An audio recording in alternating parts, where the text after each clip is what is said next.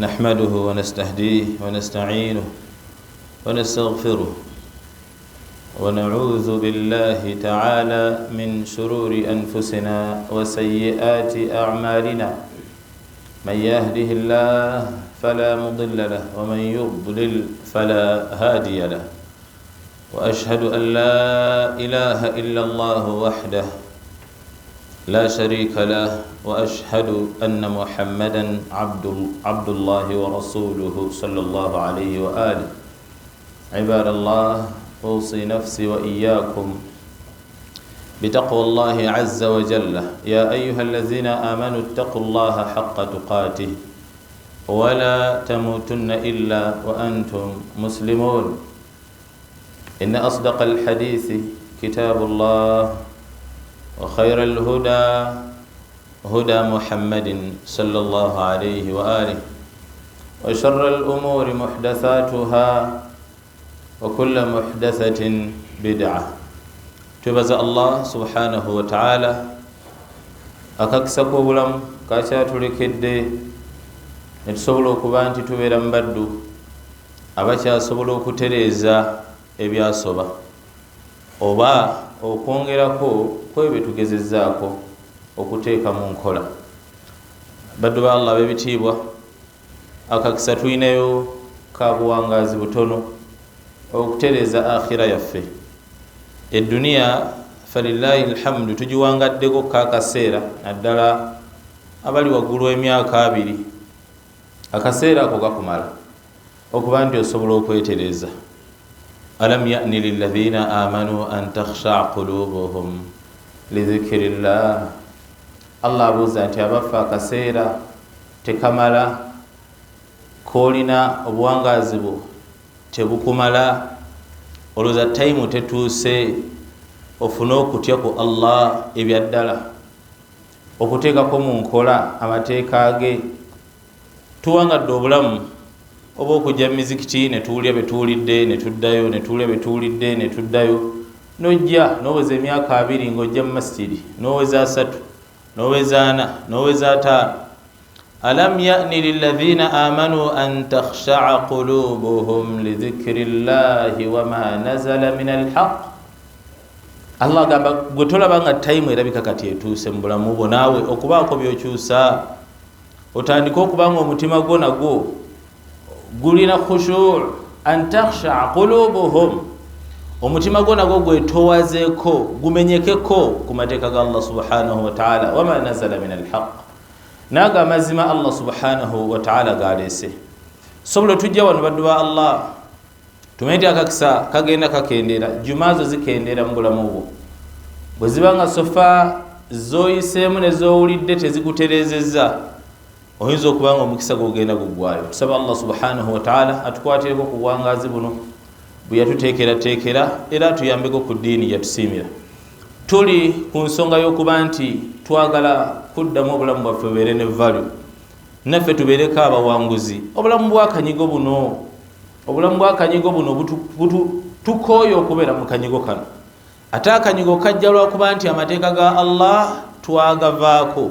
ومن أعرض عن ذكري فإن له معيشة ضنكا ونحشره يوم القيامة أعمى قال رب لم حشرتني أعمى وقد كنت بصيرا قال كذلك أتتك آياتنا فنسيتها وكذلك اليوم تنسى وكذلك نجزي من أسرف ولم يؤمن بآيات ربه. Allah subhanahu wa ta'ala gamba kassa mateeka ge gajja wabula ntutunula muli man a'rada an dhikri.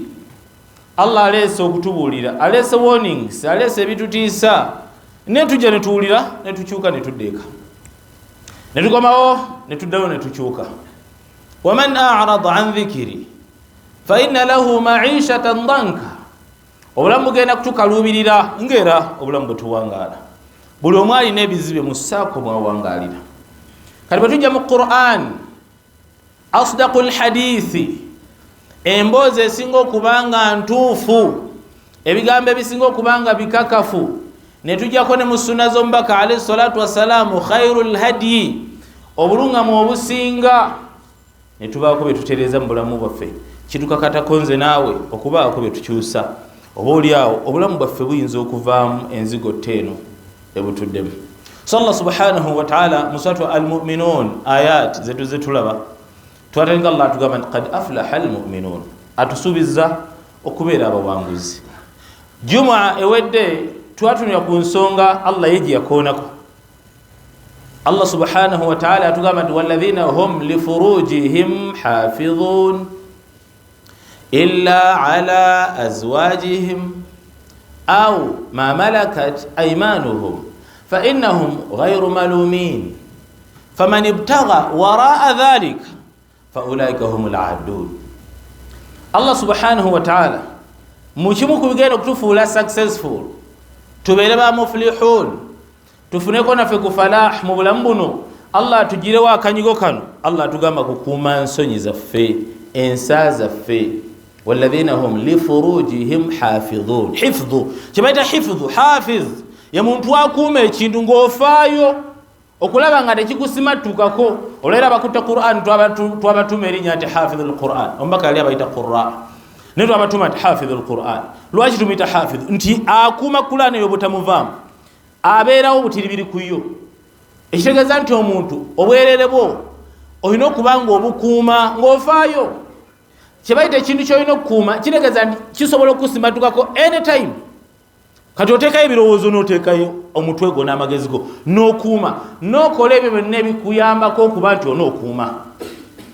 Allah subhanahu wa ta'ala teyatugamba kukuumira ddala kubeera mu buwangaazi obwo nti nze nja kubeera mukuumi wa nsonyi zange oba nsa zange mpaka lwe ndifa, kubanga ekyo ate tekisoboka.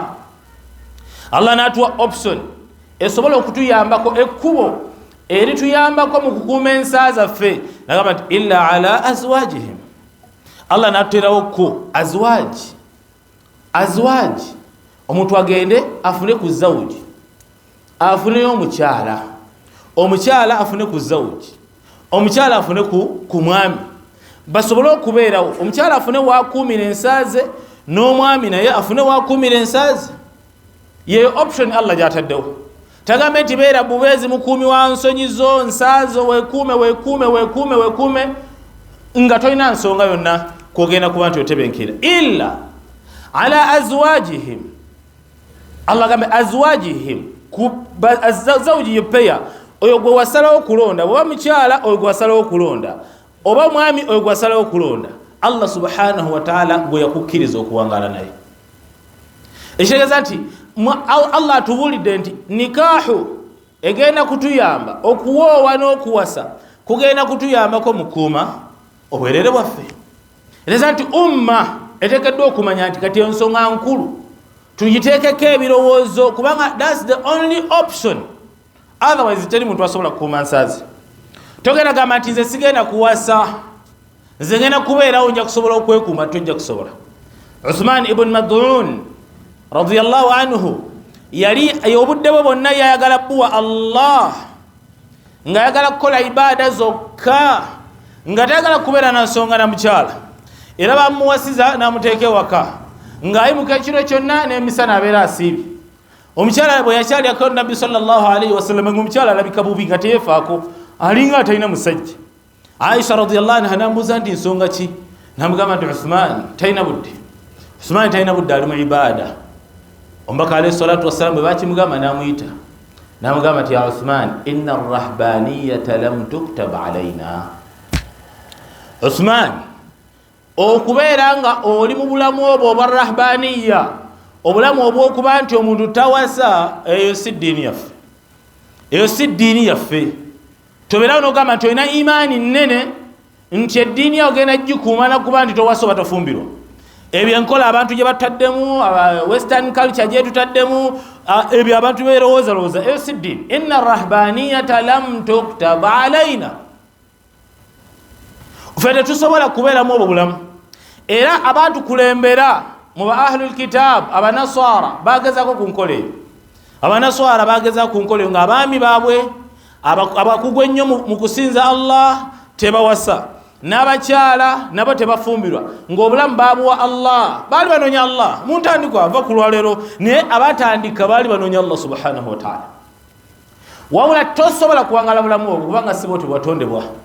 Allah subhanahu wa ta'ala agamba nti warahbaniyatan ibtada'uha ma katabnaha alayhim illa ibtigha'a ridwanillah fama ra'awha haqqa ri'ayatiha.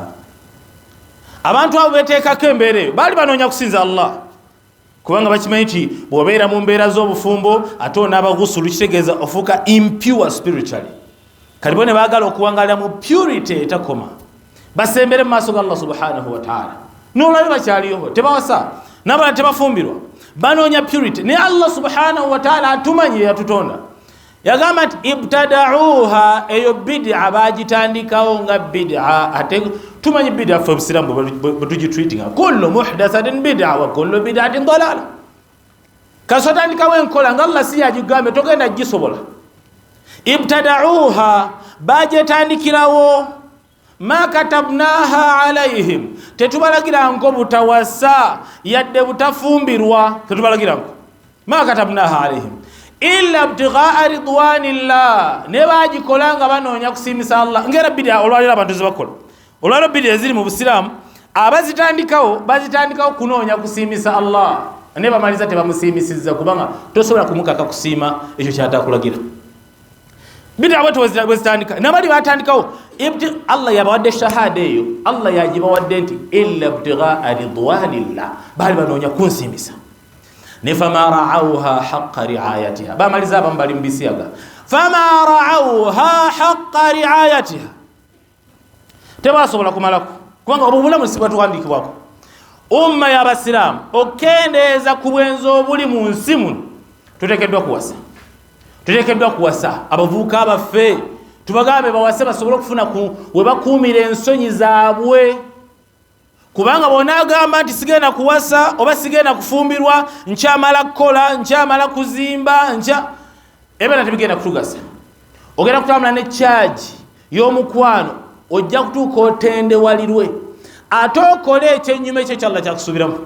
Kubanga Allah tugamba nti illa ala azwajihim au ma malakat aymanuhum, abalina option ey'okubiri bebo abalina ba slave girls, captives of war, obanga slave ogenze n'omugula mu katale olwaliro ekitaliiwo. Kubanga togenda ku house girl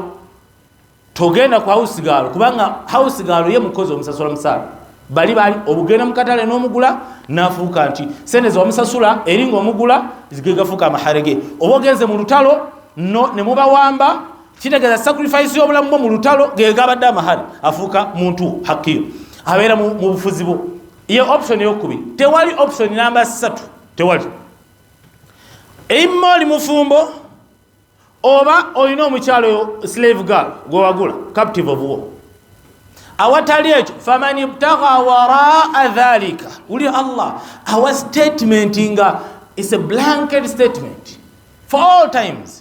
Allah nagenda gamba akutte ensolo akutte enkoko akutte ki. Allah gamba faman ibtagha waraa dhalik, yenna nanoonya okutebenkeza ensaaze nga ali bweru w'ebyo ebibiri.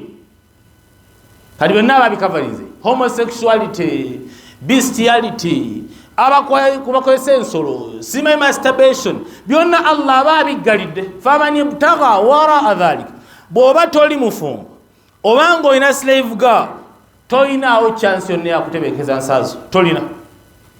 Ebisigadde byonna oba gwe kwezanyiikiriza na mikono gyo, oba ogenze ku nsolo, oba ogenze ku musajja munno, oba omukazi agenze ku mukazi munne, fa ulaika humul aadun, kwoli kyewagula ku mateeka ga Allah subhanahu wa ta'ala. N'olwaliro ebyo byebikubirizibwa western culture etututte ne government baziteeka ku nninga n'Abasiraamu naffe tetujjasobola kwogeramu ebisiyaga biri haram olwokuba tutya simanyi. Baddu ba Allah ene ddiini eriko Allah yekka yalagira n'omubaka Muhammad sallallahu alaihi wasallam yasomesa. Abasigadde bonna kyonna kye bagenda okukola ekyo Allah kikuwandikako. Wabula tuteekeddwa amazima okuyimirirawo. Tetugenda kuddira mizikiti gyogeremu nga street. Abantu tulemerera okwogera eddiini mu masjid nga tulinga bali ku street mukubanga bajja kutunuzaamu ka kamera bajja kugamba abazungu batugamba ki? Ene eddiini Allah yatugamba dda n'omubaka Muhammad n'atugamba tekyali mulala atugamba oluvannyuma olw'okufa kwa Nabi Muhammad sallallahu alayhi wasallam faman ibtagha waraa dhalika faulaika humul aadun kasoneza nyikiriza ojja kwefuula atagenda kuwasa bw'omala kuzimba ojja kwefuula atagenda kufumbirwa bw'omala kusoma university masters degree omalize emyaka ng'emyaka 28 nga teri akutwala kati okuze teri akutwala kati otandika okubeerawo kati shahawe egenda kukuyitirako ebivamu abantu bagenda mu bisiyaga ebivamu abantu bagenda kwemazisa abantu bagenda ku nsolo abantu bagenda kuzanyikiza mikono gyabwe baddu ba Allah tuteekeddwa ffe ng'abakkiriza amateeka ga Allah okugazza mu nkola nga bwe gateekeddwa okubeera ya ma'shara shabab ombaka yatugamba sallallahu alayhi ya ma'shara shabab man istata'a minkum al-ba'a falyatazawwaj abavubuka wonna emuli buli ayinamuko ku busobozi ng'oyinamuko osobola okusuza omukyala kubanga Allah subhanahu wa ta'ala yatugamba kubambaza na kubaliisa wa 'ala al-mawludi lahu rizquhunna wa kiswatuhunna atagamba bil ma'ruf okusa kuchiri substantial kuchindwa chiri satisfactory kisoboka bil ma'ruf tagama omukyalo ena kumusuza muke hotel z'emyaka 10 wabula bil ma'ruf rizquhunna wa kiswatuhunna osobola okubanga omunoonyeza ekyokulya n'ekyokumwambaza ne woona omusuza yejo bali ayinamu kubba afaliyatazawwaj tomala kumala mudde na kumala kwenda olwaira abantu bagenda okuwasa ogamba nti kati ngenze kuwasa ng'ayenze emyaka gyatamanyi muwendo ng'amaze okwenda already Allah aba amaze okugyawo success mu bulamu bwo emyaka egisigadde giba gya kutoba paka lulisinkana Allah subhanahu wa ta'ala so abalina ku busobozi obutandikirwako faliyatazawwaj awase omukumu alina ku busobozi nga muvubuka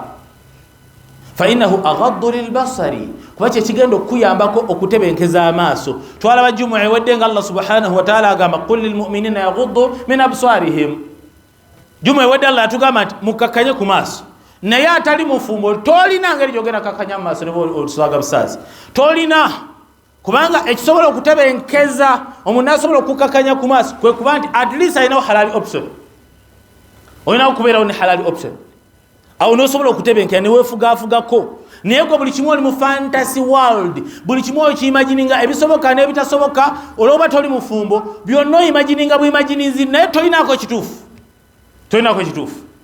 kati obeeraawo n'obuukabuuka n'okyankalana nomba katugamba okuwasa aghaddu lilbasari kijja kuyambako kukuba nti okukakkanya ku maaso wa ahsanu lilfaruji ate kikuyambeko nokukuuma ensaazo omubiri gojja kusobola okugufuga alisi bwe guba gukutabuseeko olinawo koosobola okutebenkererako ekyo kye tulina okukola faman lam yastati atalina busobozi ng'ebyaddala tolina busobozi nabbi waffe atumanyi kubanga yamutuma yatutonda amanyi ti waliwo abantu nga completely talinafuna busobozi omuvuka myaka 15 shahawe eyingidde naye talina ntandikwa talina kiddako myaka 18 abamu myaka 2 abamu 3 naye nga ebyaddala talina faman lam yastati faalayhi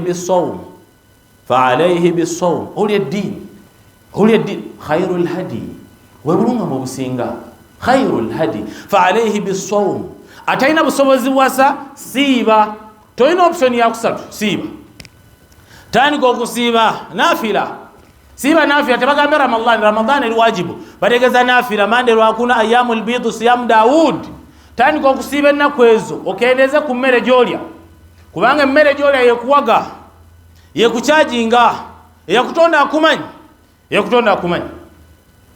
kyoba tulina okwefaako baddu ba Allah abalina abaana ab'obulenzi mubayambeko bawase baddu ba Allah eno ddiini wataawanu ala albirri wattaqwa wala taawanu ala alithmi waludwan omwana oyo mutabani wo zino enjogera abantu zebabeera mumbu zinakuwerera golaba tolina woosulawo kyapangisa oli musajja mukulu oweredde omwana atuuse ku university omusubira agenda kukola kiye sena agenda kuzijjawo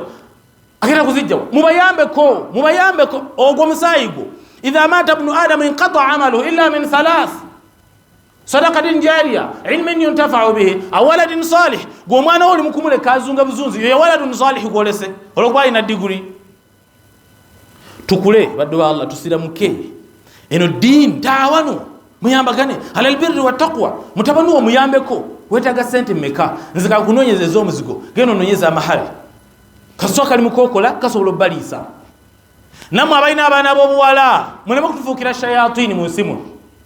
Eddiini mugisse abaana mmwe kyokka obufumbo bulemye kyokka waliwo abatannaba kufumbirwako nga tebafumbirwangako abukaaru bali awo kyokka tulina bano abanoba tulinawo nabano bannamwandu kati umma yonna mugikyankalanyiza owo tannafumbirwa ate oli awo olinze eringa business project eri awo namuteeka mu ssente ngenda mutemera omutemwa buli akyamewo afuluma bufulumi buli akyamewo afuluma bufulumi enkola ya kiyahudi na kinaswara olunaku lumu olw'embaga lumu bwe luti omuntu asobola okudulisaamu mukyalawo emyezi 10 omuntu olunaku olwo wedding day yokkemu omuntu asobola okugirisaamu muwalawo emyezi 10 nezo sente zonna ne muzitwala israfan innal mubadhirina kanu ikhwanu shayatin. Abantu bonna abakola tabziri okwonoona kyeyononera eyo sente zino embaga ez'ekyononefu ezikudde ejjeme mu umma muno. Omuntu ajja mu makaago n'agamba nti njagala muwala n'ofuuka ekizibu ne mutandika okubanga mwagala bino mwagala biri mwagala bino mwagala bino omuntu n'atuuka okulemererwa. Leeta tanka gwe obutanka ekulemya okugula oli musajja mukulu oyagala omwana ono omuvubuka myaka 19 myaka 2 agikuleetere mu makaago gwe ku nkaaga ekulemye. Abantu banaasira mu kaddimu eno umma naye tusigaza abaana nga bakulu bali mu maka gaffe bakulu bali mu maka gaffe ekivaamu huruma y'ennyumba n'eggwawo omwana n'atandika okwenda ku mwannyina huruma ateero zambi den akbaru mina zina omwana okubanga abooluganda beeyendako huruma y'ennyumba n'eggwawo kubanga omwana mukulu omulenzi amaze university omwana ali mu senior 6 koleza bakola kimbulamu obwo mweyo ennyumba nga basiibaawo batambulira mu bushoti omulenzi atambula mu shoti omwana ali mu miniskirt mu nyumba yo olwokuba olinda musajja mugagga alijja okutwala muwalawo. idha ataakum man tardawna dinahu wa khuluqahu fazawwijuhu illa taf'alu takun fitnatun fil ardi wa fasadun arid.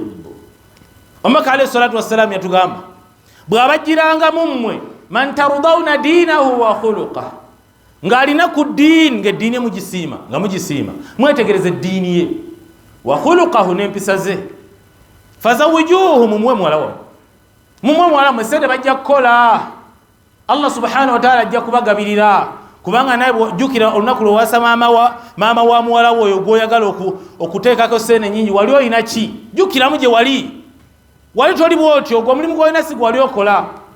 Lwaki oyagala kuddira omwana omuvubuka omuteeka ku standard yo kati bawala banakudibira ne bayingira emyaka 3 ogenda kukoloti nga tekyali abatwala kati obwenzi ne bufuuka ensonga.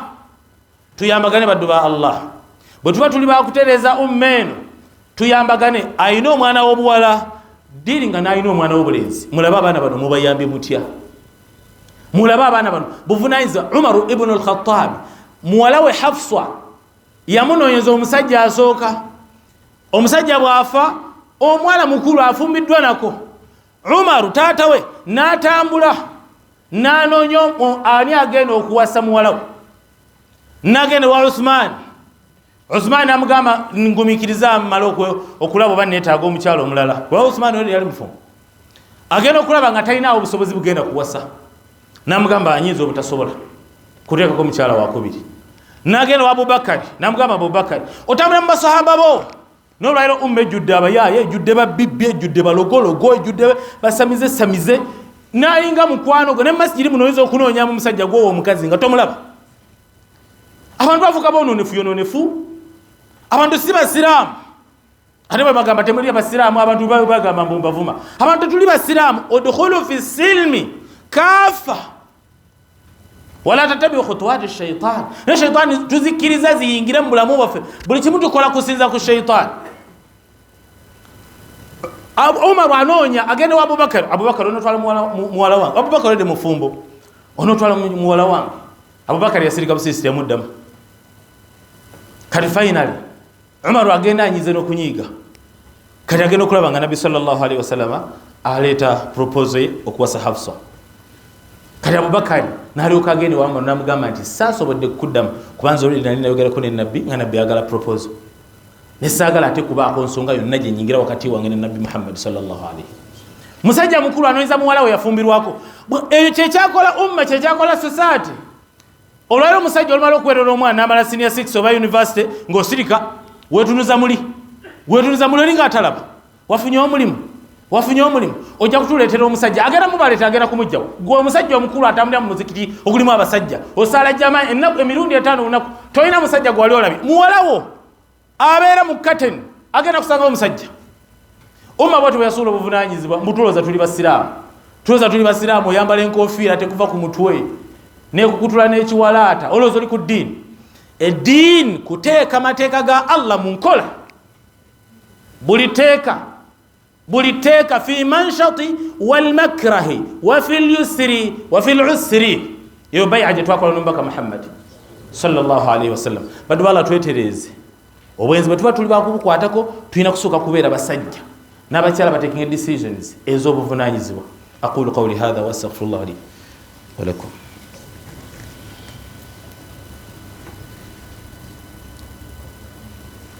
Alhamdulillah, we thank Allah subhanahu wa ta'ala. Briefly, last Jum'ah, we're talking about our success through the verse of Surah Al-Mu'minun, where Allah subhanahu wa ta'ala told us in that surah in the beginning, قَدْ أَفْلَحَ الْمُؤْمِنُونَ, the believers are going to be successful, and then He started giving us the credentials and the requisites of how we can get that success. And last Jum'ah, we looked at a very good verse where Allah subhanahu wa ta'ala told us, وَالَّذِينَ هُمْ لِفُرُوجِهِمْ حَافِظُونَ إلا على أزواجهم أو ما ملكت أيمانهم فإنهم غير ملومين فمن ابتغى وراء ذلك فأولئك هم العادون. So Allah subhanahu wa ta'ala told us, if you want to be successful, make sure that you protect and preserve your sexual urge. Protect your private parts, the male and the female. That's what is going to bring success to the ummah. Otherwise, if people are going to be into zina, adultery and fornication, there is no success. Because we are not upright. We cannot think sexually all the time. Those sexual stimulations eat up the understanding. They eat up the memories. They eat up the planning. So Allah subhanahu wa ta'ala told us we need to protect ourselves and gave us only one option. إِلَّا عَلَىٰ أَزْوَاجِهِمْ أَوْ مَا مَلَكَتْ أَيْمَانُهُمْ. Except you can discharge your urge through your halal spouse. Now He's ordering us to get married through a halal nikah, not spouses, mistresses, but halal spouse. Make halal nikah and then you discharge your urge. أَوْ مَا مَلَكَتْ أَيْمَانُهُمْ, or the captives of war, or the slaves that people go and buy. That's the only option. فَمَنِ ابْتَغَى وَرَاءَ ذَلِكَ فَأُولَٰئِكَ هُمُ الْعَادُونَ. If you try to satisfy yourself sexually beyond those measures, you're a transgressor in the eyesight of your Lord. Whether you do masturbation, or you do bestiality, you go for animals, or you go for homosexuality, lesbianism, whatever case. فَمَنِ ابْتَغَى وَرَاءَ ذَلِكَ. Allah gave us the standard. So whoever satisfies themselves sexually through any other means other than your own halal spouse, or the captive of war, then you're a transgressor already. So what we need to do is to help ourselves. You have to control your sexuality. You have to control your sexual urge in order for the ummah to become successful. And Allah subhanahu wa ta'ala has given us the measures. He has said, you go and get married.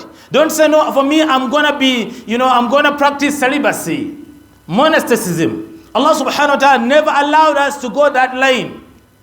The people who preceded us, the Nasara, wanted to worship Allah subhanahu wa ta'ala by preserving their sexuality completely without getting married. And they went into that kind of celibacy. But Allah subhanahu wa ta'ala tells us, وَرَهْبَانِيَّةً إِذْ ابْتَدَعُوهَا مَا كَتَبْنَاهَا عَلَيْهِمْ إِلَّا ابْتِغَاءَ رِضْوَانِ اللَّهِ فَمَا رَعَوْهَا حَقَّ رِعَايَتِهَا. When they wanted to practice monasticism, they couldn't afford because that's anti-human. It's not our nature to preserve ourselves for so long. That's not in our nature. We are supposed to get married. So somebody with that mentality is not going to win with their sexuality. And Allah proves it. فَمَا رَعَوْهَا حَقَّ رِعَايَتِهَا. Some tried. They wanted to please Allah. They had a noble intention. They wanted to please Allah. But they couldn't hold themselves. They ended up being homosexual, some of them. And Allah subhanahu wa ta'ala said, we shall offer the reward to those who maintained it, but the rest of them, most of them are fasiqun. Which means during the time, in the beginning of time, when people were still on the deen, hands on. Now today people cannot handle anything. No one can be able to handle anything. So we need to get married. Ya ma'ashara shabab. This is what your messenger is telling you. All the youths. Man istata'a minkum al-ba'a falyatazawwaj. If you have the means to feed your wife and shelter her and also clothe her, if you have those means, don't wait for so much. Have the simple means. وَعَلَى الْمَوْلُودِ لَهُ رِزْقُهُنَّ وَكِسْوَتُهُنَّ بِالْمَعْرُوفِ. Allah said, to what is satisfactory?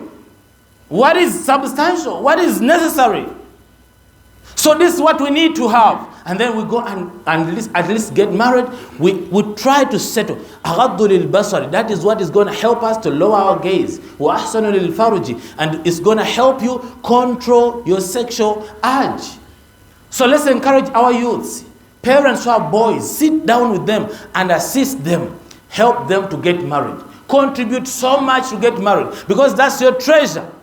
That's the only wealth you're going to leave backwards. You're going to leave after you when you die. Waladun salih. You can't say I have waladun salih in zina. And then those who have daughters, you have made nikah so expensive. The Sahaba, they were in the masjid, and somebody comes with the dowry, and after salah, they call up some people, a few men around, and then nikah happens in the masjid. Where's that sunnah? Today's wedding, we go to some park and parlor, whatever, and we have after party and before party and introduction party and dancing party and boxing party. What's that madness in the ummah? Are you Yahudi and Nasara? When are we going to come back to our deen then? What was the essence of Muhammad coming? If we are to follow Isa and Musa and the people who distorted their understanding from the prophets. The prophet came to put things right after things were already in a total mess.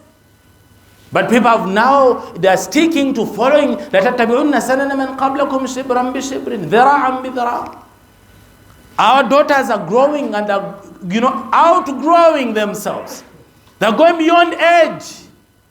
Because they're studying, we are waiting for the suitable spouse, somebody who is in that class.